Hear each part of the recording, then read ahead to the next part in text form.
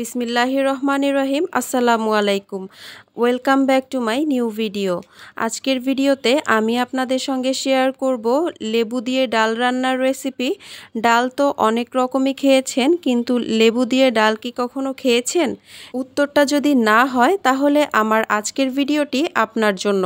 প্রথমেই আমি এখানে মসুর ডাল নিয়ে নিয়েছি। ডালটাকে আমি খুব ভালোভাবে কচলে কচলে ধুয়ে নিয়েছি। যতক্ষণ পর্যন্ত এর মধ্যে থেকে ঘোলা পানি বের হবে ততক্ষণ পর্যন্ত এটাকে খুব ভালোভাবে ধুয়ে নিতে হবে। এরপর যখন ক্লিন পানি বের হবে তখন বুঝতে হবে ডালটা খুব ভালোভাবে ধোয়া হয়ে গেছে। ধোয়া হয়ে গেলে এটাকে আমি 15 থেকে 20 মিনিটের মতো ভিজিয়ে রেখেছিলাম। এরপর এখন আমি ডালটা রান্না করে নিব। এর জন্য প্রথমেই আমি পাতিলের মধ্যে দিয়ে দিলাম ডালের মধ্যে আমি দিয়ে দিয়েছি পানি। আপনারা পানিটা নর্মাল ডাল রান্না করার ক্ষেত্রে যতটুকু ডালে যতটুকু পানি দেন সেই অনুযায়ী পানিটা দিয়ে নেবেন। এরপর এর মধ্যে আমি দিয়ে দিয়েছি হলুদের গুঁড়া, ধনিয়ার গুঁড়া, স্বাদমতো লবণ আর সামান্য কিছুটা পেঁয়াজ আর রসুন কুচি। এরপর ডালটাকে রান্না করে নিতে হবে একদম ডালটা সেদ্ধ হয়ে যাওয়া পর্যন্ত। যখন ডালটা প্রপারলি সেদ্ধ হয়ে যাবে তখন ডাল ঘুটনি দিয়ে খুব ভালোভাবে ঘুটে নিতে হবে। ডাল ঘোটা হয়ে গেলে এর মধ্যে দিয়ে দিতে হবে কয়েকটা মরিচ। আমি মরিচগুলোকে মাঝখান থেকে ফালি করে দিয়ে দিয়েছি। এরপর এর মধ্যে আরও কিছুটা গরম পানি অ্যাড করেছি।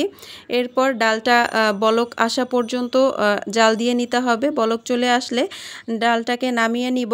এরপর আমি এখন বাগার দিব। বাগার দেওয়ার জন্য এখানে দিয়ে দিলাম একটা শুকনা মরিচ। এবার শুকনা মরিচটাকে কিছুক্ষণ ভেজে নিব। ভেজে নেওয়া হয়ে গেলে এর মধ্যে দিয়ে দিতে হবে পেঁয়াজ কুচি আর রসুন কুচি। যেহেতু আগেও আমি কিছুটা পেঁয়াজ রসুন ব্যবহার করেছিলাম, সেই অনুপাতেই আমি এখন পেঁয়াজ রসুনটা ব্যবহার করছি। এই পর্যায়ে পেঁয়াজ রসুনটাকে ভাজতে ভাজতে একদম বেরেস্তার মতো করে ফেলতে হবে। নর্মালি আমরা যেরকম ডালটা বাগার দেই সেরকমভাবেই পেঁয়াজ রসুনটাকে ভেজে এর মধ্যে কিছুটা ডাল দিয়ে দিয়েছি। এরপর এটাকে খুব ভালোভাবে মিক্স করে নিতে হবে নেড়েচেড়ে। এরপর সম্পূর্ণ ডালটার মধ্যে এই মিশ্রণটা দিয়ে দিব।